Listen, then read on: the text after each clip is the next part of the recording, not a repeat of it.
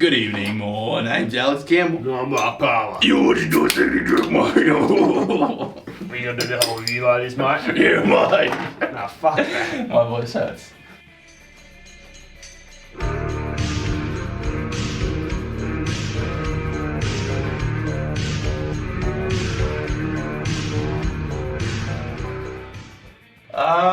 So I open up with a nice little fencing game between Picard and random crew number 275. Yeah, don't even get given a name. No, I don't believe we see him before or after this. He's just a guy fencing with Picard, the captain.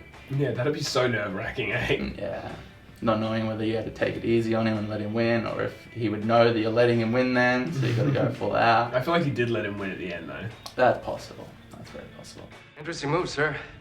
What technique was that? The technique of a desperate man. Interesting move, sir. What technique was that? The technique of a desperate man. Captain, what was that? Yeah, there's a little time anomaly. I think this is the first, time travel episode of Next Gen. Somewhat time travel, yeah. Yeah, a premise revolving around the idea of time. I believe. I don't remember another one previous to this. Although We've been reviewing these for 3 years or whatever, just... that's fair. No, didn't we do the one where he was, that was a holodeck. That was a holodeck It wasn't episode. actual time travel. It wasn't actual time travel. My bad. Yeah, so they go on the bridge, some fucking guy, I wrote his name down. Paul Manheim, carrying out these time experiments, and Picard has a strong emotional connection to something going on here. Troy pulls him aside and is like, what's going on? And he's obviously distracted when he's on the bridge. He's not like his normal Picard self. He's absent. And then, the episode really takes kind of a somber, sad tone, and for a good 10 minutes, it really felt not like normal tonal TNG. Had a very, romantic, sad, reminiscent thing. He goes to the holodeck, he opens up that shit Paris. was crazy. Can I please have holodeck exactly it was on this date, at this time, blah, blah, blah. It's is there just a recording of the entire planet for any time that anyone should ask for a holodeck? Thing? Because that's crazy. Yeah, I don't know if that's the case or whether it just kind of, randomly. Maybe he's programmed that exact scene in there. Yeah, maybe. Although then he probably would have said, open up program. He wouldn't have had to say the date and such. He even had her there. Yeah, I don't know whether the writer thought it out, maybe, perhaps. Or maybe it just does have so much data that it can just recreate Dakabin 1962 at 4:52 p.m. Give me your fucking wallet! Picard immediately walks back out. Location Paris. Café des Artistes. As it appeared 22 years ago. April the 9th, 1500 hours, 3 o'clock. Warm spring day. Program complete. They also made Paris look futuristic, but not really 80s sci-fi futuristic, so kind of dated in a weird way. And there's a big ugly industrial pipe running underneath the Eiffel Tower. Yeah. In what world would that ever happen? No, I guess they didn't see the world advancing the way it has though. No. It's advancing technologically, but it's also advancing very what's the word? It looks good. The technology's starting to really aesthetically. It's like the Jetsons style it's advancing towards, not big pipes under the Eiffel Tower style. Yeah, I don't feel like at any point in time we're going to run a pipe under the Eiffel Tower.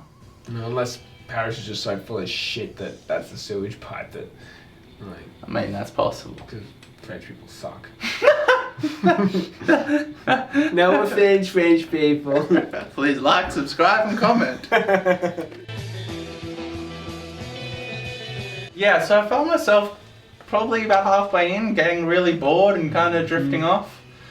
We find out that Picard has a love interest. That's why he's distant and weird. Why, sorry, this is not related really. It is, but it isn't. She was clearly had a French accent in the holodeck, provided that was her, which I think it was the younger her, right? Yeah, what's she's talking about someone meeting her. Yeah, if it's safe not to assume that's her, right? Yeah, that's safe. Not sure what it was, but She's yeah. not French at all. She's not French at all. Later. Yeah. They're both blonde. They're both blonde. Yeah, I don't know whether it was meant to be her, but yeah, it's also a blonde girl waiting there who's been stood up by someone. Yeah, so the basic fucking story is 22 years ago, Picard stood up some chick. Yeah. And she still cares? I feel like that was the day that he decided to really pursue Starfleet. Yeah. That he, at that point, was like a crossroads. He could go with her and have a normal life or go towards Starfleet. But yeah, just like 22 years is such a long time. Like, I'm fucking 30. 22 years is a fucking long time. Like, if someone stood me up 22 years later, I wouldn't probably even remember, to be honest. No, fuck no. Unless I, But like... that was a big moment in his life, though. And in her life as Especially, well, I mean, apparently. and to be fair, it's also since he's very career-sided, you would think back on what it would be like to have a family and blah blah blah, because he didn't have one. Like we both have families, so Yeah. it's different. Yeah. So yeah, they set up this thing with Picard, and it's kind of interesting to see a different side of him, and I like the music. And Crush's jealousy. Yeah, Crush's jealousy.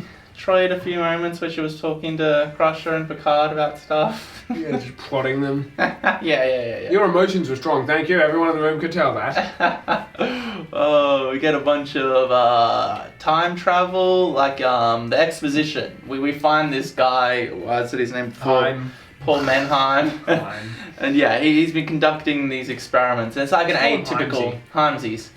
He's conducting these experiments, and it's a very like atypical sci-fi, like rip in the space-time continuum disaster storyline. He fucked up, and time is repeating. We get some cool sequences in like the turbo lift. Yeah, that was interesting. Yeah, except it was like they saw it and they could communicate.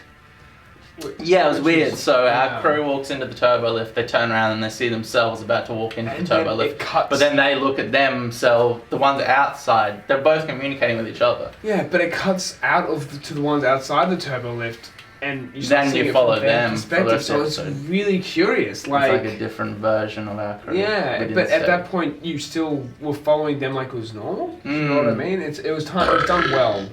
That was done quite well. Yeah, I liked all of the elements. But yeah, like as I said, there's a scene where like the exposition of him talking about like what the fuck is happening, and like I just drifted off. Yeah, it was boring. I don't know what he said.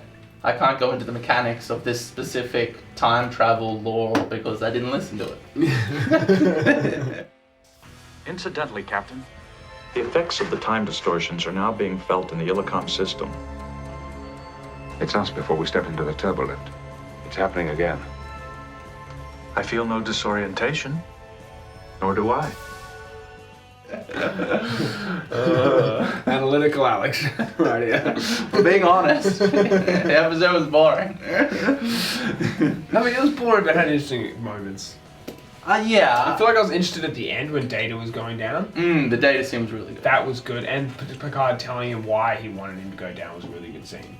Yeah. So basically, well, first of all, a team tries to beam down and they can't because there's all these fucking weird time anomalies so they have going to bring on. him back. You're lucky I brought you back at all. You're fine. We get some cool like frantic moment with old Heinzie too. He's all like, my body and mind are in two different places at once and I'm freaking out. That stuff was kind of cool. Yeah. The actor did an And alright then he's job. like, you need to shut this the fuck down, motherfucker. Yeah, it's like destroying fucking everything. They try to beam down, they can't beam down. Picard, very smartly, is like, Data, you should go down. Your perception of time isn't like ours. Yeah, but Data's just like, I'm expendable. It's fine. He's like, no, I'm not expendable. I think he just says unexpendable. Yeah, he said, well, Data says he's expendable. Yeah, but that's not the right word, but basically meaning that. And he's like, it's the opposite. You're inexpendable, unexpendable, whatever. Replaceable and irreplaceable? Yeah, it could be, yeah. And it's just like, it was but, a nice moment, but, a little nice, character moment. But yeah, basically you'll be able to function better in these conditions because your perception of time is not like ours. Data, I want this to be an away team of one. You. I don't think there's any reason to risk anyone else. It is reasonable, sir. After all, I am a machine, indispensable. Indispensable is the appropriate word. So Data goes down. There's a cool moment where there's like 3 versions of himself. No, before that, he has the old mate fucking Himes. He didn't fucking bother telling him there was going to be a turret that fucking shoots at him. What the fuck? This was kind of when I was like phasing back into watching the episode. I kind of like drifted off a while. And I'm like, yeah, and then there's these 3 separate versions of Data, like past, present, and future, I guess. The middle one's the right one? I don't know. Yeah, so he has to put something in something, once again, didn't listen to the exposition, to stop the time anomalies. And then, yeah, he splits into 3 and he's like, well, which one's the right one? Like they're communicating with each other. Of course, all of them are going to feel like it's the right one, but somehow the middle Data knew that he was He the just right says one. it's me, and they're like, okay, and he puts it in. I just figured because, like, he's... Yar. Yeah. Because he's Data, like, the other Data's like, he knows, like, he's done the fucking computations or whatever. Yeah, it's like, oh, well, if we all agree, then yeah, that'll count. Yeah, they were like, okay, you know what you're talking about, you're Data. I'm also Data. But I did like the way in the middle episode, Dave's like, well, they are us. We are us. We're both us. We're just dumb as dog shit. Yeah. He said a contraction though. I said, it's me. Did he? He did. There's a few in early TNG. Yeah. Maybe even later TNG. Yeah. I mean, it's really hard not to, though. I mean, this is just some random fucking writer coming in. He doesn't know anything about TNG. Fucking God. Nobody told him about the Data At this point, contraction who thing. does know about TNG, though? Like, it's still very fresh. It is very fresh. That's fresh. Three of us. Should I drop the antimatter or wait for one of you? Only one of us is in the correct time continuum. Which one? Me. It's me. 5, 4, 3, 2, 1. So in conclusion, there were nice little time elements sprinkled into this, but like both the A and B plots are very like, they were generic is what they were. Yeah, they're very meh. Yeah, the Rip and the time space anomaly, we've seen that storyline 1,000 times. The past love coming back to haunt somebody in their present, seen that 100 times. Cool music, kind of cool, drifting in and out of it. I still didn't hate it. Like, I didn't feel the chemistry between Picard and this bitch. She wasn't a very good actor. No. But And there wasn't like particularly much character there either. no, you learn nothing about her except that she was just the love interest. There's nothing. Yeah. to it. She was a woman who loved Picard at a point in the past, and now she's here. Yeah. I don't remember her name. I don't remember anything about her. She was married to old Roger Penrose, Peter Mayhew, David Paul Manheim, Himesy. Himesy. Yeah, thank you for watching. What do you want from us? What do you fucking want from us? What do they want from us? What do they want from us? I don't know. What do you want from us? That was the best I could fucking do, eh? With what I was given. What was this episode They're called? not all going to be gold. They're not all going to be gold. These episodes are TNG episodes. Yeah, we're not doing the highlights of TNG. We're doing all of TNG. So fucking. Do what we can. Thank you for watching. Good night. I think it's gonna be a long, long time till touchdown brings me round again to find I'm not the man they think I am at home. Oh, no, I'm a rocket man. Rocket man, burning out his fuse out here alone. And I think it's gonna be a long, long time. And I think it's gonna be long, long